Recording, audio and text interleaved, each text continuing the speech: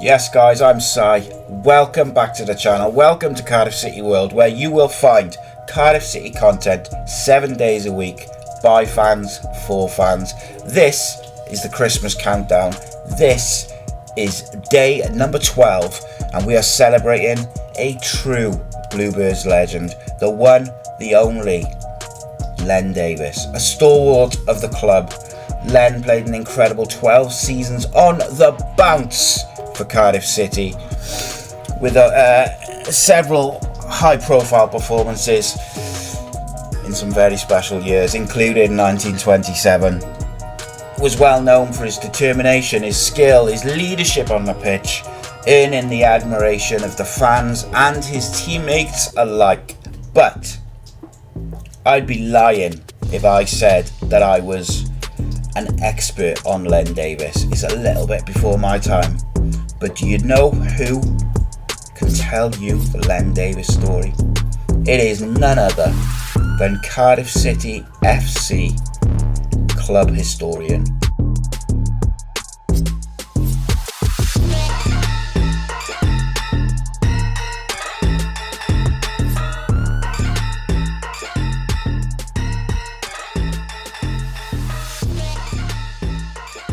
Len Davies, a lad from Splot who played his part in some of Cardiff City's most memorable moments, will always have his place in Bluebirds history.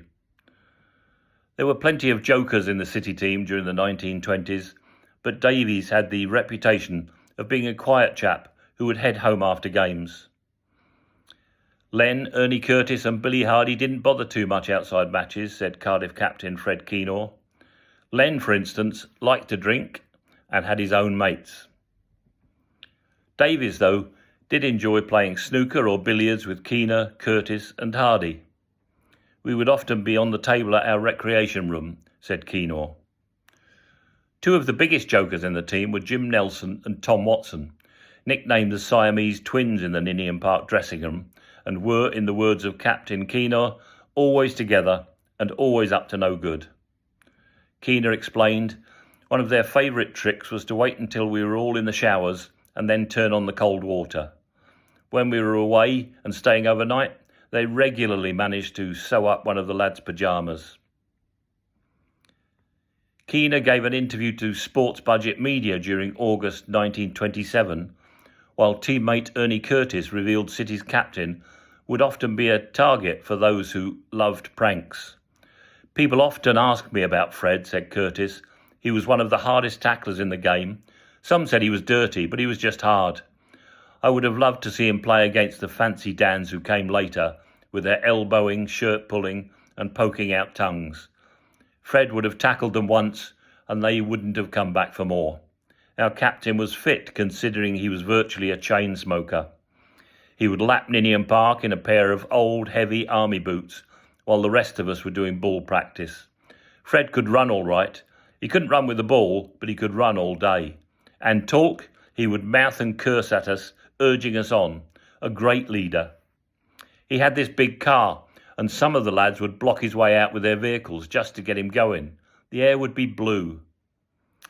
Davies, though, was not comfortable at the centre of attention, and is said to have tried to avoid the huge crowds waiting when Cardiff City players arrived back from London after their FA Cup triumph. It had been a long, long day. The team had been pelted by leaks as they arrived at Wembley Stadium, received the trophy from King George V after the final whistle, and were given a tumultuous reception back in the capital.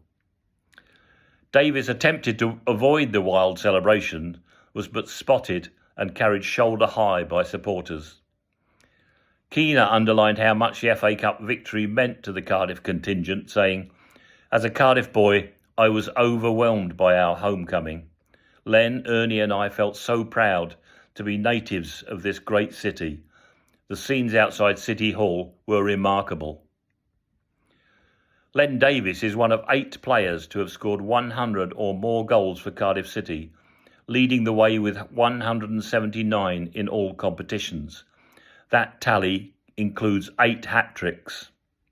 His first treble came in a 6-3 win at Bradford City during January 1922, while other hat-tricks that year came in Welsh Cup victories over Newport County 7-1 and Merthyr Town 5-0. A 10-0 thumping of Oswestry provided Davies with his next 3-goal haul, and he repeated the feat 5 days later in a 6-1 home victory against Chelsea in March 1923. Another hat-trick followed in the next season against West Brom, when City won 4-2 as the Bluebirds missed out on the Division 1 title on goal average. A 4-1 win against Bury in 1924 gave Davies his 7th City treble before scoring his last in the Welsh Cup final of 1930, a 7-0 win against Rhyl. In an era when centre-forwards were usually big and physical, the 5'8" Davies was an exception as a slight figure, whose skill and speed gave him an edge. He was born in 1899, joined the club during 1920, and played in Cardiff's first Football League season. Davies attended Gladstone Road Council School and played for Victoria Athletic before joining City. The sports-loving Davies also played cricket for Glamorgan at youth level. During 1913, he played for Wales schoolboys against England at Penydarren Park, Merthyr Tydfil, in front of 14,000 spectators. He later qualified as a marine engineer and spent time at sea before returning to South Wales and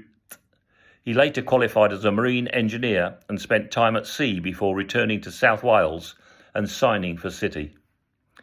Davies' career at Ninian Park lasted 11 years, and he took his place in the club's history as part of the team who won the FA Cup in 1927, beating Arsenal 1-0 at Wembley Stadium.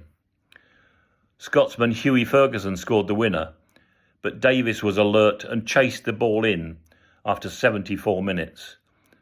Ferguson had collected a George McLachlan throw-in and hurried what proved to be a tame shot towards Arsenal's Rhondda-born Welsh goalkeeper Dan Lewis. It looked as though Lewis had the effort covered, but that charge by Davies seemed to catch his attention, and he somehow allowed the ball to roll through his grasp. Davies jumped over Lewis, who in a desperate attempt to retrieve the ball, only succeeded in knocking it into his own net with an elbow. Cardiff's Curtis was in line with the edge of the penalty area and said, "Len followed the shot in, and I think Dan must have had one eye on him. The result was that he didn't take it cleanly and it squirmed under him and over the line. Len jumped over Dan and into the net, but never touched the ball."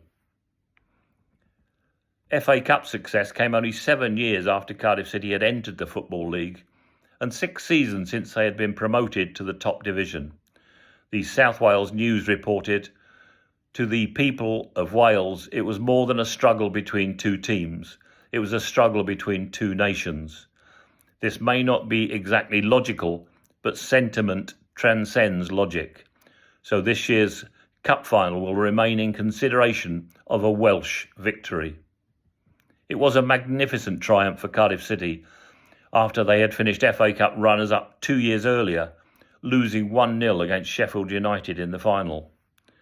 Their defeat against United followed a heartbreaking failure to win the Football League Division 1 title in 1924. The afternoon of Saturday, May 24, was a nerve-wracking time, which ended with the closest ever finish to the league championship.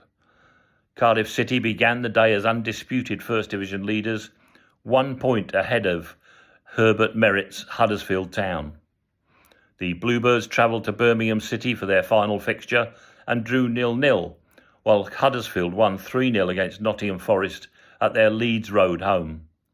1 goal for either Cardiff or Forest on that day would have ensured the Welsh club won the title. Agonisingly, Len Davies had a second-half penalty saved at St Andrews when he shot straight at Birmingham goalkeeper Dan Tremelling. 10 minutes later, George Brown scored Huddersfield's decisive third goal. That swung the goal average decision in the Yorkshire club's favour. Huddersfield won the title for the first time, edging out Cardiff City by 0.024 of a goal. After that defeat against Huddersfield, Davies was inconsolable and was haunted by that penalty miss for the rest of his life. Following his record-breaking exploits with the Bluebirds, Davies moved on to 3rd Division South team Thames AFC. During his only season with the club, Thames played Cardiff City and there was a clash of colours. Davies offered to lend Thames 11 of his Welsh international shirts, which he had obtained on international duty. They accepted the offer, and that fixture ended in a club record 9-2 win for Cardiff. Thames finished bottom of 3rd Division South in 1931-32, and the club was wound up at the end of the season. Davies moved to Bangor City in 1932 and played until 1935, when he ended his playing days. He made 23 international appearances for Wales, scored 6 goals, and travelled to Canada with the Football Association of Wales 11.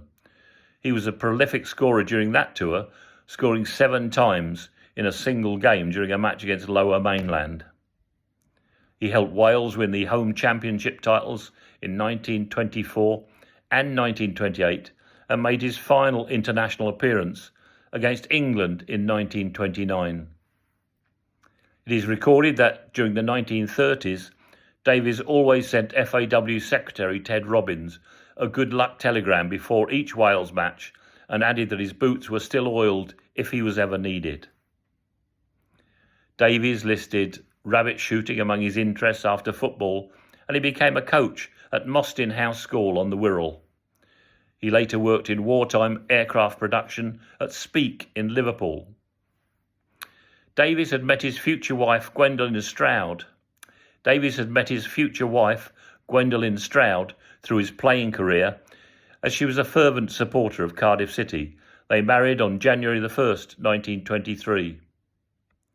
During his playing days, Davies was an FA Cup winner, Football League Division 1 runner-up, and earned an FA Charity Shield winners' medal, plus Welsh Cup winners' medals during 1922, 1923, 1927, 1928 and 1930. Cardiff City completed a cup double by lifting the FA Cup and Welsh Cup, beating Rhyl in the final at Wrexham 2-1, with Len Davies and Sam Irving the scorers. In the Charity Shield match, Cardiff City completed a trophy treble in 1 year when they defeated Corinthians 2-1 in front of 15,000 spectators at Stamford Bridge. Ferguson and Davies, who fired the winner, scored for City. Davies was only 46 years old when he passed away of pneumonia in 1945.